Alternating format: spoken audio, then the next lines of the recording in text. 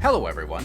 Welcome to the 36th episode of The Greats of History, the podcast where we get to know people with the epithet of the Great and try to get past the honorific and understand who they were, what they did, and why some people seem to like them so much. I'm grateful that you are here. Last time, we watched as Herod escaped the clutches of the invading Parthians, was appointed king by the Romans, retook Judea, and systematically eliminated his Hasmonean rivals and their family. From the time that he re-entered Jerusalem as king in 37 BCE until the time that he executed his troublesome mother-in-law Alexandra in 28 BCE, less than a decade had passed, but so much had changed. All of a sudden, his perceived legitimacy by the Judean elites didn't matter all that much anymore, at least to him. Anyone with a better claim was either dead or his own offspring. His wife might be embalmed in honey, but his sons, Aristobulus and Alexander, were healthy and being groomed to rule. He had an iron grip on power, had suppressed the meddlesome Nabateans, and enjoyed the full backing of his Roman allies. Back in Rome, Octavian, with the ever-trusty Agrippa by his side, began a systematic and relentless consolidation of power that would finally and truly kill the Roman Republic for good, replacing it with an absolute monarchy with himself pulling the strings of power. But Octavian was smart. He knew that the pride of the Roman aristocracy would make it difficult for them to swallow the complete loss of power and prestige that this new system represented. Accordingly, Octavian took great pains to give senators and other high-ranking individuals the illusion of power, cloaking his autocracy in the language of Republican traditionalism. Julius Caesar's relentless grasping for power had caused senators to conspire against his great-uncle turned father and leading to the dictator's assassination on the Ides of March 44 BCE. Octavian learned the lesson well, so much so that a supplicant senate bestowed on him the honorific of Augustus, or revered one, by which he is most commonly known today. They did so in large part because he'd made a grand show of quote-unquote returning power to the Republic. It was a farce. Rome was now an empire, and Augustus its first emperor. The surging Roman Empire had substantial benefits for Herod and Judea. Their close alliance with Rome brought heft of Roman legions as added security. Tensions between Rome and Parthia were always high. But with Antony and Cleopatra dead, there were fewer distractions for the Parthians to exploit. All of a sudden, things got very quiet, and for the most part, they would stay that way.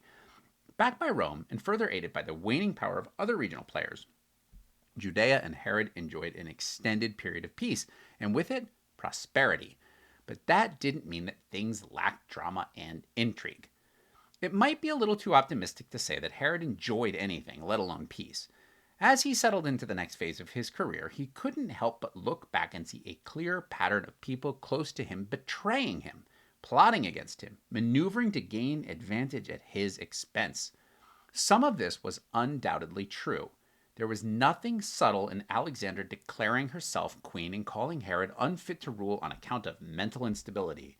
But had Mariamne been unfaithful? Was she guilty of treason?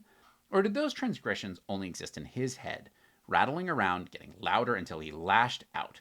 Perhaps embalming his wife in honey and spending time with her corpse was an acknowledgement, either conscious or unconscious, that he had acted rashly. Regardless, he was a widower. His first wife and son were still in exile. The king was a bit lonely, but for now, he had bigger things to worry about. Back a little bit, we discussed how Herod had his uncle, Joseph, executed largely because Uncle Joe had let slip Herod's secret orders to kill Mariamne should anything happen to him. At the time, Joseph had been governor of the family's home province of Idumea, a position once held by Herod's father, Antipater. Needing a new governor, Herod turned to Costobarus, a member of the Idumean elite, himself descended from the priestly caste of the religion practiced by locals before the forced conversion to Judaism at the hands of the Sadducees. Not only did Herod honor Costobarus with esteemed promotion, but he also married his own sister, Salome, to the rising magistrate. Costobarus responded to this good fortune not with gratitude and humility, but with a huge swelling of ego and greed. Haughty and intemperate, Costobarus tested the patience of everyone around him, especially Herod.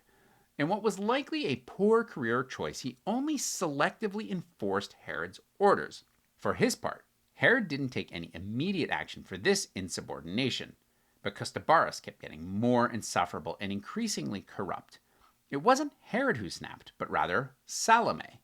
Herod's sister sent her husband a bill of divorce, which was illegal according to Jewish law of the time. But she was as strong-willed as her brother, and Salome invoked the legal status that came with her royal authority. In pleading for her brother to support her decision, Salome accused Costobarus of plotting a coup. She informed her brother that the haughty Costobarus was not content with his governorship, and instead arranged a sinister cabal with other nobles who planned to murder the king and install Costobarus on the throne in his place. To make matters worse, a group of Hyrcanus' relatives known as the Sons of Babus were in on the plot. This group had fought against Herod during his siege of Jerusalem and narrowly slipped through Herod's purge of the Hasmoneans following his consolidation of power.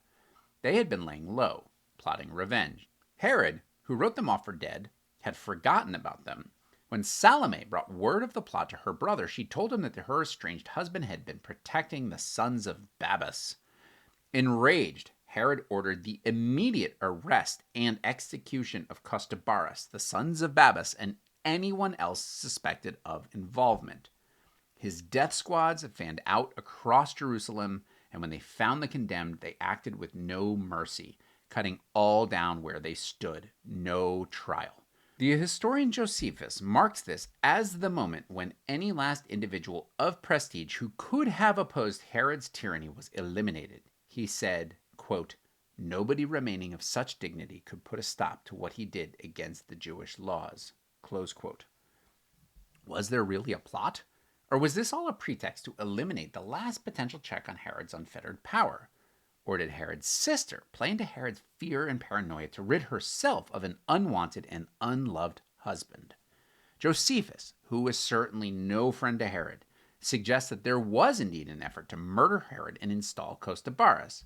For while he finds Herod contemptible in much of his writing, Josephus certainly thought Costobarus was arrogant and insufferable.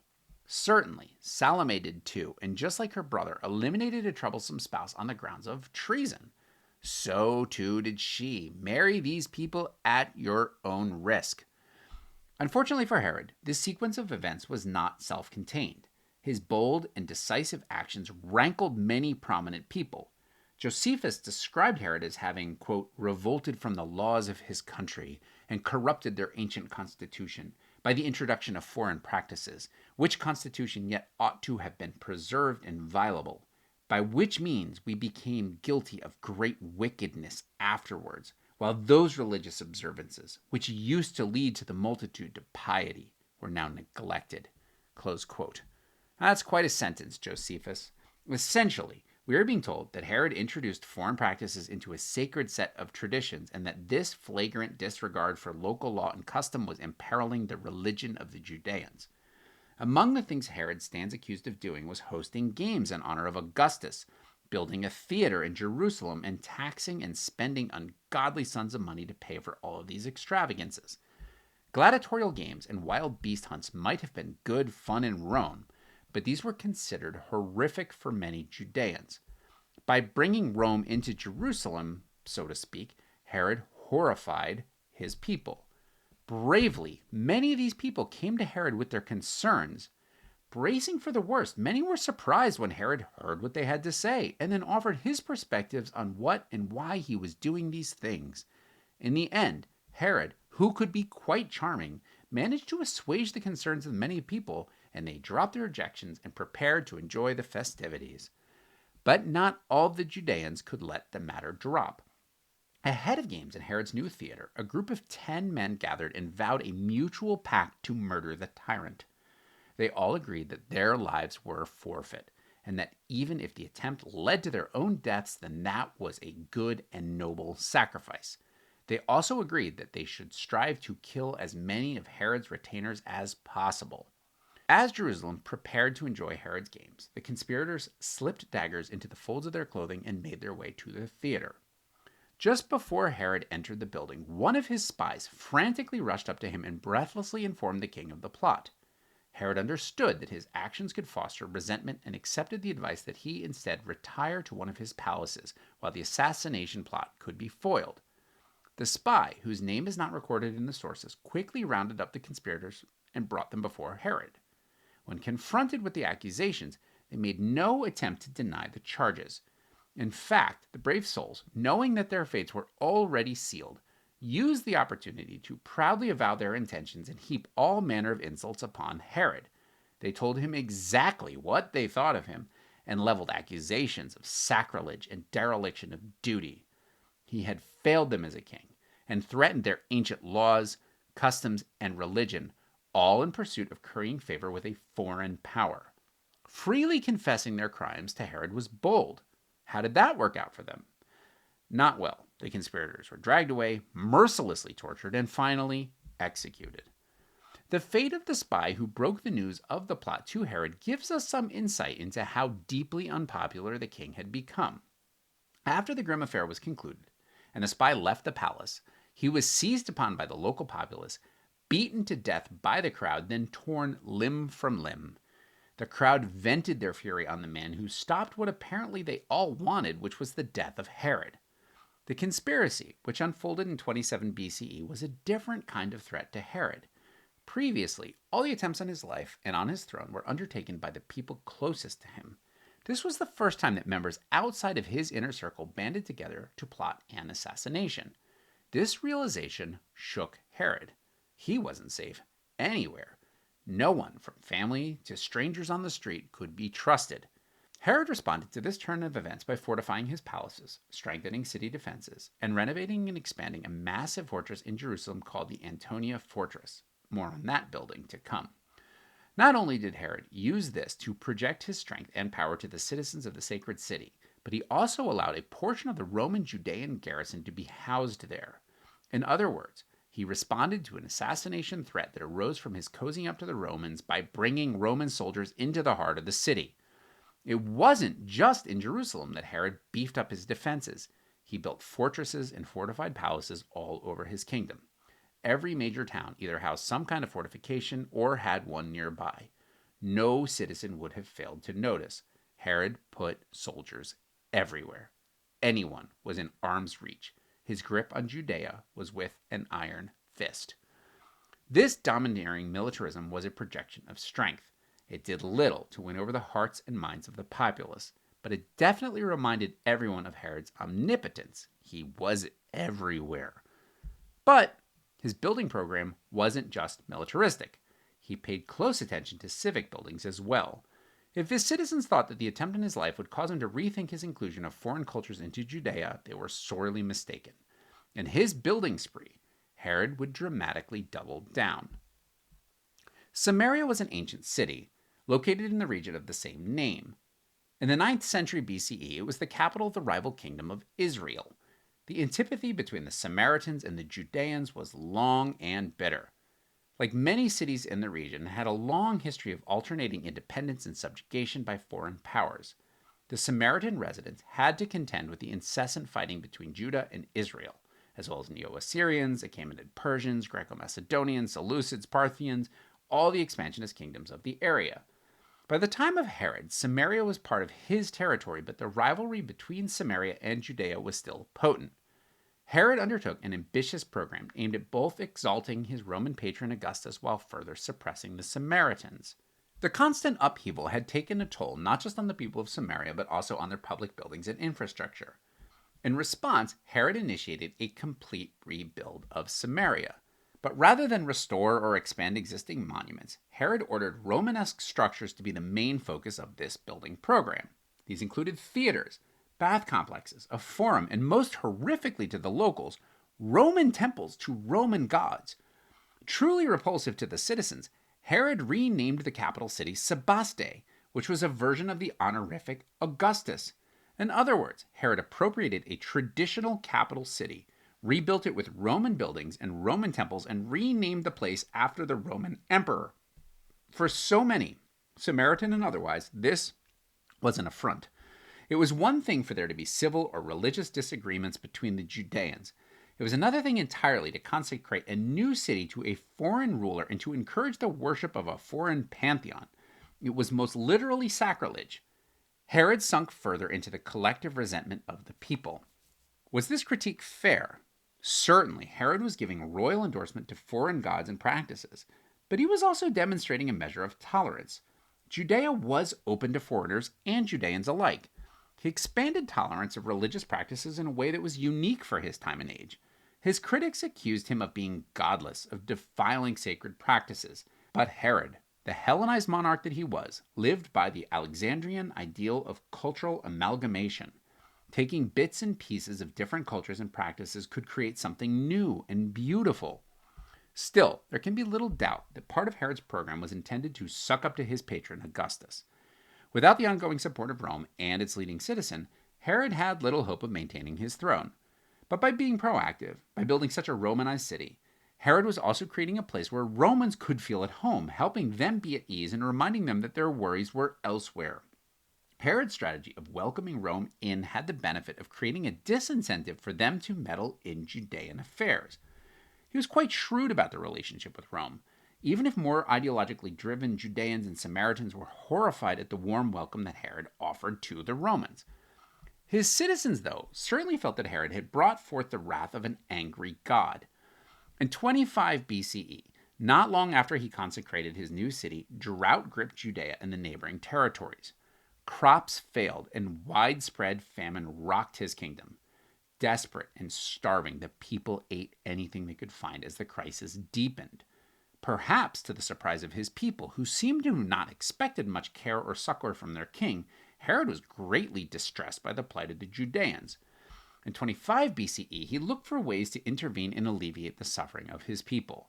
The biggest challenge he faced was that his immediate neighbors offered no relief, as they were likewise gripped by drought and famine. The cost of what little food was available was sky high. Getting creative, Herod turned to the rich and fertile lands of Egypt. He stripped the imperial palaces of much of their wealth, gold and silver plate, even gilding on furniture. He created this treasure and sent it off to Egypt in the hands of trusted retainers with orders to bring home as much corn as the money could buy. When the much-needed supplies began to make their way back to Judea, Herod personally saw to its distribution. For the elderly and infirm who could not make their way to these distribution centers, Herod ordered that their bread be baked for them and delivered directly to their households.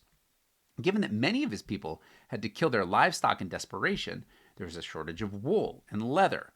As a result, and it was winter, many people were suffering from the added lack of adequate clothing.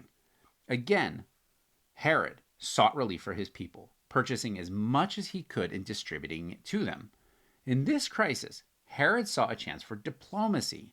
Knowing that his neighbors were likewise suffering, Herod extended his relief efforts to them whenever possible. With whole crops having been devastated by the drought, Herod even offered up some of his stores of precious seed stocks so that farmers in Syria could re-sow their fields. Not only did this buy Herod immense goodwill with the Syrians, but his decisive actions and tireless efforts on behalf of his people won him a measure of their affection. The relationship between king and citizenry began to thaw. Herod had come to their aid at a time of desperate need and proved himself able to care for his people. He also understood that he needed to give his people the ability to get back on their feet, and accordingly, he waived significant portions of the taxes they owed. Seeking to extend this run of goodwill, Herod next went on a charm offensive, delivering speeches aimed at conveying his love for and care of the people and building stronger relationship with provincial magistrates and governors. Maybe this guy wasn't so bad after all. Things were looking up for Herod. His kingdom was getting back on its feet, recovering from the horrors of drought and famine. These challenges, however, exposed another problem for Herod. The coast of Judea lacked deep water harbors. When time was of the essence and food was desperately needed in his kingdom, the inability to rely on water transport had slowed down relief efforts. As the crisis abated, Herod resolved to fix this problem.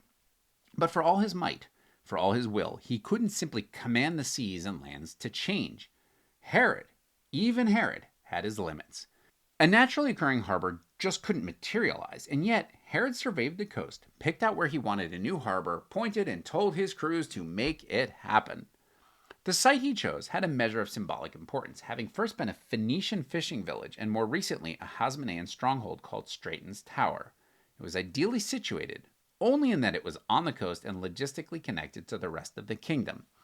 But to complicate matters for Herod, or more precisely, the engineers tasked with executing his vision, The spot that Herod picked out was particularly problematic from a building point of view. The shoreline was stark, and the currents continuously pulled away the sand and deposited it in deeper waters. How could they build a harbor if there wasn't even any solid ground from which to start? Undeterred, Herod forged on. After all, he had a great asset to leverage. His partnership with Rome brought certain overlooked benefits, including access to cutting-edge technology and the best infrastructure engineering know-how on the planet. To realize Herod's grand vision, he would need both, along with considerable financial and manpower resources to pull it off. Work began in earnest in 22 BCE on the harbor and city that would come to be called Caesarea Maritima. In order to tame the waves and the currents, Herod's engineers used techniques only possible through that magnificent Roman invention: concrete. Through a variety of methods, including filling ships with concrete and sinking them to form a foundation, slowly a wall rose from the depths and inched its way towards the surface. Methodically, concrete was put down. Huge stone blocks, some as large as 50 tons, were dragged into place and sunk, and inexorably, Herod slowly gained control even of the waters. The scope of the harbor in this new city is difficult to fathom. 2 giant breakwaters were eventually constructed, which curled toward one another, leaving a narrow entrance. Outside the harbor, the currents and shifting sediment swirled, but inside, a safe haven for shipping with calm waters. All told, the harbor in this new city enclosed 40 acres and could safely harbor 300 ships from the roiling waters and currents of the eastern Mediterranean. To ensure safety and security, the breakwaters were topped with fortified walls and towers. The harbor not only protected shipping, it gave Rome a commercial and militaristic foothold on the coast. The harbor used the most sophisticated Roman building techniques of any ancient harbor anywhere ever. Goods from all over the world poured into Caesarea. We tend to think of the ancient world as disconnected, but this is a misconception. Trade networks, even in the 1st century BCE, were shrinking the world all the time. Luxury items from as far away as India and Indonesia worked their way through Herod's port. Closer to home, the port facilitated commerce from Africa, Syria, Arabia, and of course, Rome. To help ensure the smooth flow of goods, Herod constructed wharves, warehouses, public markets, and trading offices, and connected the complex with roads for bringing goods to and from the port. But aside from the harbor, itself a stunning accomplishment, Herod saw a chance to develop the village into a major intellectual and commercial entrepot. After all, if this new city was going to be the beating heart of Judea's sea-borne trade, it would bring about cultural intermingling and offer Herod a showpiece to awe visitors. It would take time to realize the grand vision of this scheming king, but the city that arose next to Herod's harbor would grow to become a marvel. In this sprawling city, Herod made it clear to all exactly who he saw as his patron. Within his city, he included a temple to Roma, the goddess who personified the spirit of that city, as well as to the Emperor Augustus. This temple was among the first to be built to honor and worship Rome's emperor within his lifetime. While he didn't promote the image of himself as a god within the capital itself, Augustus didn't really raise an objection if such building arose throughout the empire.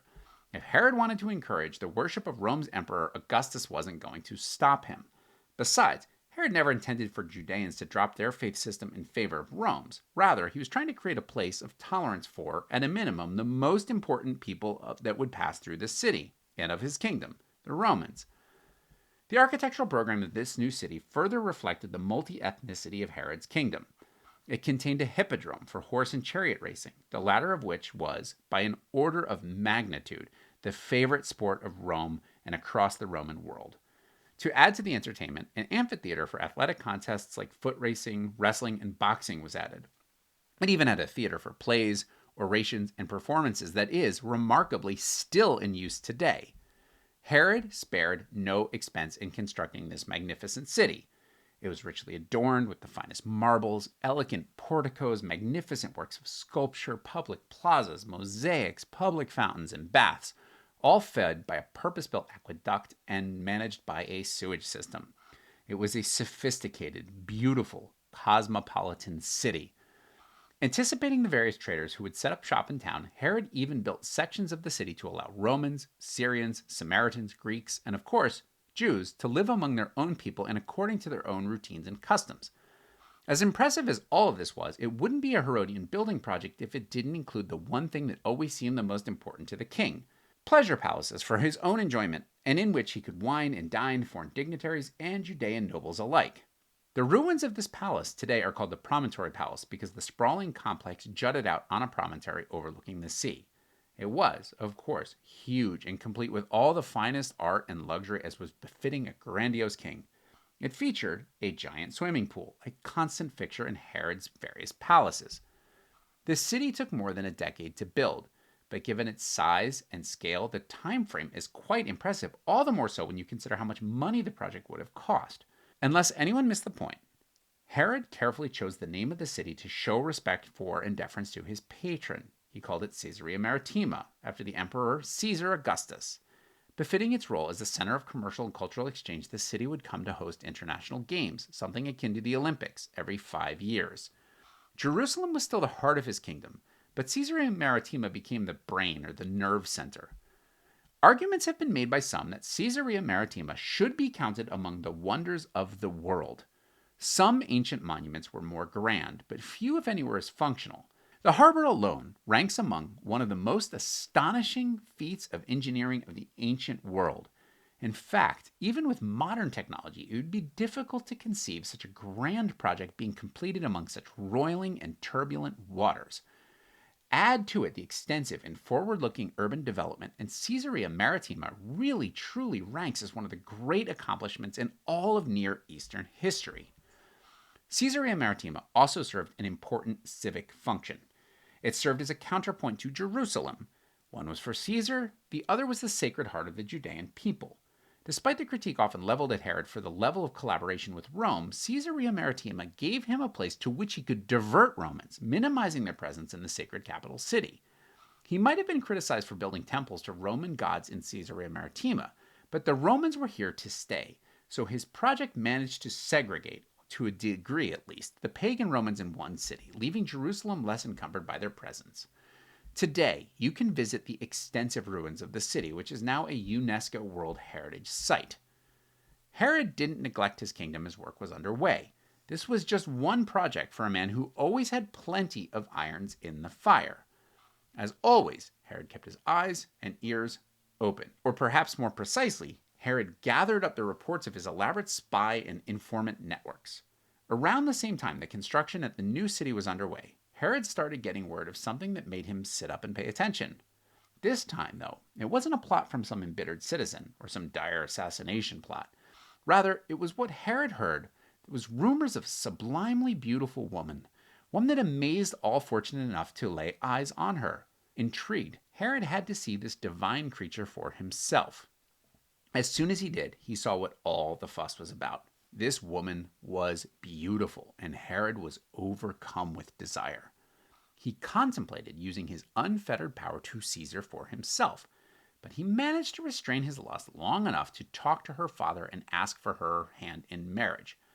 For his part, her father, Simon, was a nobleman of priestly family from Alexandria. Perhaps he was a little skeptical of Herod. After all, the fate of Mariamne was well known. Or perhaps he was a political opportunist, holding back his daughter from Herod until he could get a good deal for himself. As always, it was probably a little bit of both, because shortly after the betrothal, Herod dismissed the high priest, a man named Jesus, son of Phabet, and replaced him with Simon. Herod and the girl were wed, and he seems to have been just as smitten with her as he was with his prior wife. This is apropos, because this new bride, now his third wife, was named Mariamne. To keep things straight in the history, she is often referred to as Mariamne II. Together they would have a son known as Herod II. By now, you're probably picking up on the fact that there are a lot of people with a lot of the same names. We've met lots of Antipaters and Aristobuluses and Alexanders, for example. If you're confused with all the names, just wait. It gets much, much worse.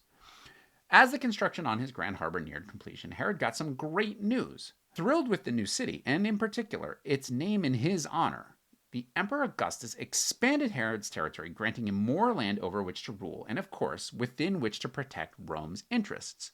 This is quite remarkable because Rome didn't exactly hand over territory very often. While still very much a client of Rome, Herod seems to have been unusual in the fact that his purview increased instead of being constricted. It wasn't just out of goodwill that Augustus had turned the territory over. Local strongmen had extorted the population, and brigands had made the countryside dangerous. Herod was entrusted to clean up the area and bring it under firmer control. This he did with his usual zeal, so much so that the former rulers of the area made an appeal to Augustus, asking for a restoration of their authority and complaining bitterly about Herod's methods. Herod was always worried about how Rome would react to such complaints, but Augustus just waved them off, and Herod's grip on power was assured. Herod made the most of his new territory. Having been devastated by the countless generations of warfare and violence, the king resettled people in the area and aided their efforts to rebuild. The population grew, and the area saw increased prosperity. Herod was clearly a man that followed his own path. Perhaps remembering the chilly reception he received from the priestly class of Judea, Herod undertook a bold reform, abolishing the hereditary qualifications for the priesthood and tilting it toward merit. By the last years of the 20s BCE, Herod was on a roll. He'd improved his relations with his people. He was still feared, and his spy network kept a close watch on everything, but reports were positive that people were mollified, or at least no major plots were being hatched. He'd also undertaken massive building projects, won great favor from his Roman patrons, and even enjoyed a measure of domestic happiness. His new marriage was going so well, in fact, that Herod decided to marry again, and again, and again. The chronology of these events is a little confusing, but Herod definitely believed that Judaism permitted polygamy. Citing the precedent of King Solomon and his 700 wives, plus more concubines besides, Herod felt that he had all the justification he needed to follow what was, by comparison, a much more modest path. Maybe driven by an increased sense of his security, or maybe to hedge his bets against the future betrayal of one wife, Herod started accumulating wives and fathering numerous children with them. He certainly wanted, and got, a stable of sons to be potential future heirs. In 28 BCE, Herod married a Samaritan woman named Malthus. Together, Herod and Malthus had 3 children, 2 sons named Herod Antipas and Herod Archelaus, and a daughter named Olympias. By 25 BCE, he had married a woman named Cleopatra. See, too few names for too many people.